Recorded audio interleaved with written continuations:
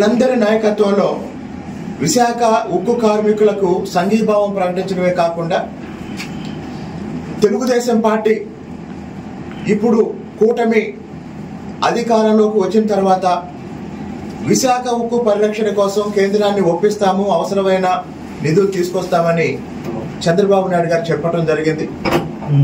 ఇప్పుడే కాదు, 1994లో కూడా విశాఖ ఉక్కు ఆర్థిక సంక్షోభంలో ఉంది అని చెప్పేసి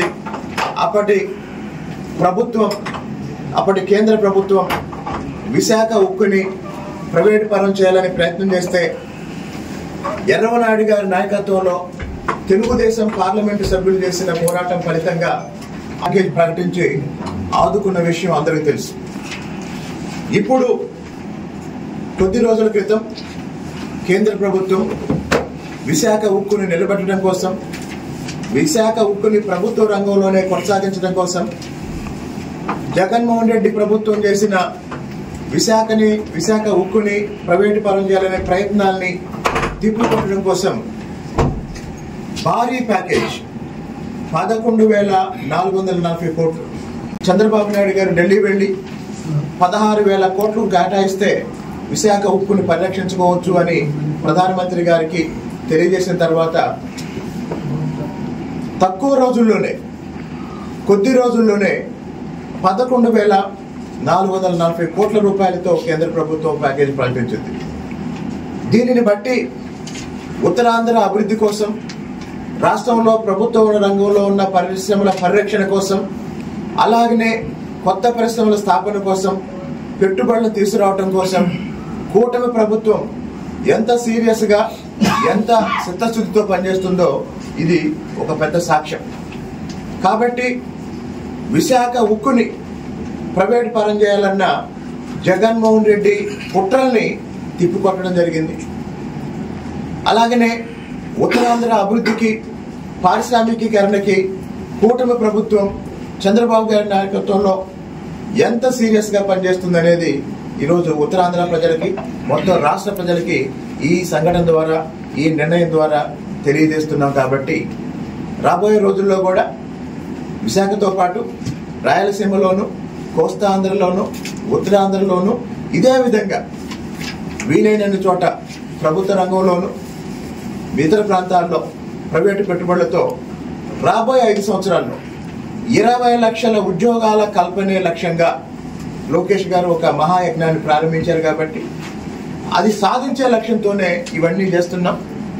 మరి రాష్ట్రం మొత్తం 5 ఏళ్లలో 20 లక్షల ఉద్యోగాలు సృష్టించే మహాయజ్ఞంలో భాగంగా 175 నియోజకవర్గాలు ఉన్న ఈ రాష్ట్రంలో తిరువూరు వాటాగా ఒక 11,500 ఉద్యోగాలు సృష్టించాలి. తిరువూరులో కూడా చంద్రబాబు నాయుడు గారు తిరువూరుకి ఒక హామీ ఇచ్చారు. ఒక ఇండస్ట్రియల్ పార్కు ఏర్పాటు చేస్తాము, ప్రభుత్వ భూములు ఎక్కడున్నాయో తెలియజేయండి అని చెప్పినప్పుడు గౌరవ ఎంపీ కేశినేని చిన్ని గారి నాయకత్వంలో తిరువూరు పరిసరాల్లో ప్రభుత్వ భూముల వివరాలు సేకరించి ప్రభుత్వానికి సమాచారం ఇవ్వడం జరిగింది. రాబోయే రోజుల్లో తిరువూరులో కూడా ఒక ఇండస్ట్రియల్ పార్కు, ఒక లెదర్ పార్కు ఏర్పాటు చేయడానికి గౌరవ ఎంపీ గారు తీవ్రంగా కృషి చేస్తున్నారు. ఎంపీ గారి నాయకత్వంలో తిరువూరు ప్రజలు, తిరువూరు నాయకులు అందరూ కలిసి రాబోయే రోజుల్లో తిరువూరు ప్రాంతాన్ని కూడా పారిశ్రామికంగా అభివృద్ధి చేసుకునే పనులు చేస్తున్నాం.